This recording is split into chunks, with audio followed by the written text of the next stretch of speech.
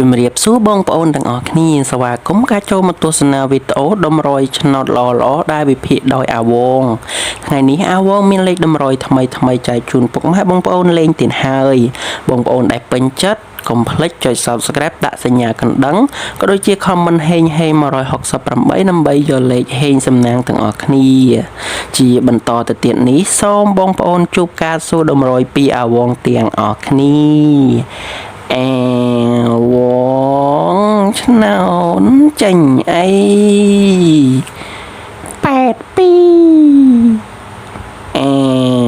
វងឆ្នោតចេញអី95អាវង